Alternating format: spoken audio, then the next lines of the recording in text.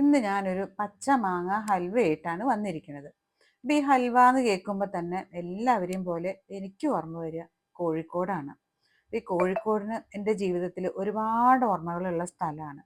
ഞങ്ങൾ കുട്ടികളായിരിക്കുമ്പോൾ മഞ്ചേരിയിലായിരുന്നു താമസിച്ചിട്ടുണ്ടായിരുന്നത്. അപ്പം എല്ലാ സെക്കൻഡ് സാറ്റർഡേയ്സും അച്ഛൻ ഞങ്ങളെ കോഴിക്കോട് കൊണ്ടുപോകും. ശനിയാഴ്ച ഉച്ചയാകുമ്പോൾ ഊണൊക്കെ കഴിഞ്ഞിട്ട് ഞങ്ങൾ പോകും.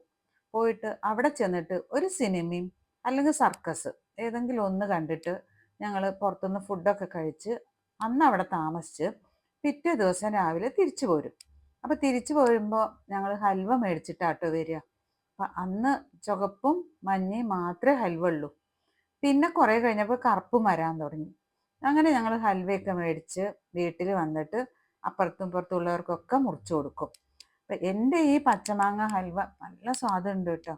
അപ്പോൾ മാങ്ങാക്കാലം ആയതുകൊണ്ട് നമുക്ക് എല്ലാവർക്കും പരീക്ഷിക്കാം. വളരെ എളുപ്പമാണ്. പിന്നെ ഞാനിത് ശർക്കരയാട്ടോ ഇട്ടിരിക്കണത്. പഞ്ചസാരയെക്കാട്ടിലും കുറച്ചും കൂടി നല്ലത് ശർക്കരയാണ് എന്ന് പറഞ്ഞിട്ടാണ് ശർക്കര ഇട്ടിരിക്കുന്നത്.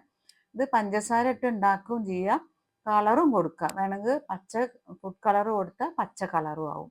അപ്പം ഞാൻ പിന്നെ ഷേപ്പ് ഒന്നും അധികം ആയിട്ടില്ല. കാരണം ഞാൻ പ്ലേറ്റിൽ വെച്ച് കുടഞ്ഞൊക്കെ എടുത്തപ്പോൾ ഷേപ്പൊക്കെ ഓരോ പോലെയൊക്കെ വന്നു. എന്നാലും നല്ല സ്വാദുണ്ടായിരുന്നു.